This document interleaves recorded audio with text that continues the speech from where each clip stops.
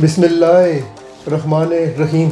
अच्छा जनाब, मैं अभी आपके मैसेजेस सारे पढ़ रहा था तो एक बड़ा इम्पोर्टेंट एक मैसेज मैंने कहा इसके ऊपर मैं वीडियो बनाऊंगा। तो वो था बैंक स्टेटमेंट के ऊपर कि जनाब मुझे बहुत सारे क्वेश्चन आ रहे थे कि मैं इंशाल्लाह बहुत सारी वीडियो आगे बनानी भी है, तो आहिस्ता आहिस्ता मैं आपको इंशाल्लाह इसकी वजाहत करता रहूँगा।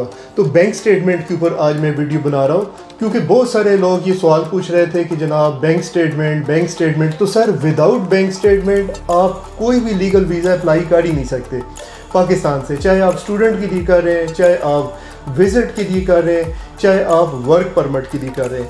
तो मेरी आपसे रिक्वेस्ट है कि बैंक स्टेटमेंट का सही प्रोसीजर ये होता है जो एम्बेसी जिस तरह चेक करती है कि आपको, जी मिसाल देता हूँ, आपको लाख रुपया अगर आपकी सैलरी है तो आपने 40% आपको सेविंग होनी चाहिए, 30 से 40%।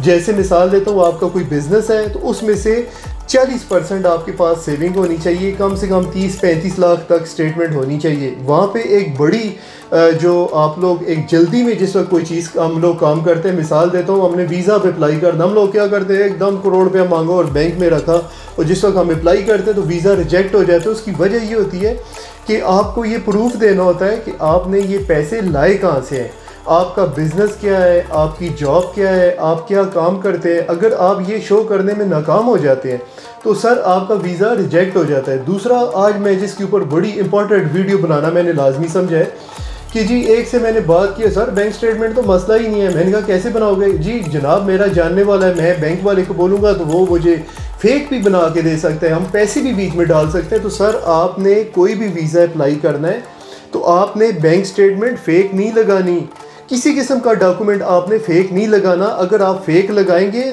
वीज़ा तो आपका रिजेक्ट होगा ही होगा, साथ आपका नाम शेंजन इंफॉर्मेशन सिस्टम में ये डाल देंगे, उसके बाद पूरा यूरोप आपके लिए बैन हो जाएगा। उस वक्त उसके बाद आपको यूरोप में कहीं भी वीज़ा नहीं मिल सकता। ये बड़ी इंपॉर्टेंट एक पॉइंट है, इस बात को आपने समझना है। इसलिए मैं आपको बोलता होता हूँ, ना किसी आपने एजेंट के थ्रू अप्लाई करना है, ना ही किसी कंसल्टेंट। कोशिश करें कि आप वीज़ा खुद अप्लाई करें और बैंक स्टेटमेंट अभी से आप तैयार करना शुरू कर दें।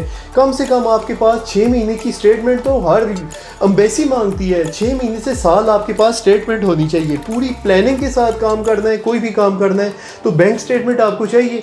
6 महीने साल की तो जो है आप 6 महीने की तो हर एम्बेसी मांगती है आपसे। तो अभी से आप पहले अपनी तैयारी करना शुरू कर दें। 6 महीने से 1 साल की आपको बैंक स्टेटमेंट चाहिए, तो आपने उसमें से पैसे डालने हैं, उसमें से खर्च भी करने हैं। ऐसा नहीं है कि बस डाली जा रहे हैं। तो वो एम्बेसी जो होती है वो इस तरह सोचती है कि आपने जो पैसे लाए हैं वो कहाँ से लाए हैं। तो वो अगर आपने सैलरी ली है या आपका कोई बिजनेस है तो उसमें से खर्च ही कुछ नहीं हो रहा, तो इसका मतलब है ये सिर्फ वीज़े के लिए कर रहा है। तो एम्बेसी को आपसे कोई मदा नहीं होता कि आपके बैंक में करोड़ रुपया आप एम्बेसी को तो नहीं दे रहे। एम्बेसी ये सोच रही होती है कि जनाब इसके पास इतनी इनकम है, ये घूमने के लिए जाएगा, ये वापस आएगा, ये पढ़ने के लिए जा रहा है, तो क्या वाकई ये पढ़ने के लिए जा रहा है, इसके पास इतने सोर्सेज हैं कि ये पढ़ाई पूरी कर सकेगा। तो किसी किस्म की आपने फेक डॉक्यूमेंट नहीं लगाना, किसी किस्म की आपने गलत जो है वो नहीं लगाना जिसकी वजह से आपको यूरोप पूरा बैन हो जाए। तो ये बड़ा इंपॉर्टेंट एक क्वेश्चन था, मैंने आपको बता दूं, क्योंकि विदाउट बैंक स्टेटमेंट तो कोई भी वीज़ा अप्लाई नहीं हो सकता। तो ये फर्स्ट जो है, जितने भी मेरे सुनने वाले हैं जो ये क्वेश्चन कर रहे हैं, तो पहली चीज़ जो है वो बैंक स्टेटमेंट है। ये आपको अभी से बनाना शुरू कर दें और इसकी प्रॉपर तरीकाकार है। आपको ये शो करना होगा कि आपके ये पैसे आए कहाँ से हैं, कहाँ से आप ये पैसे ला रहे हो। तो वो 40% आपने सेविंग बतानी होगी और बाकी आपने एक्सपेंस बताने होंगे। बहुत बहुत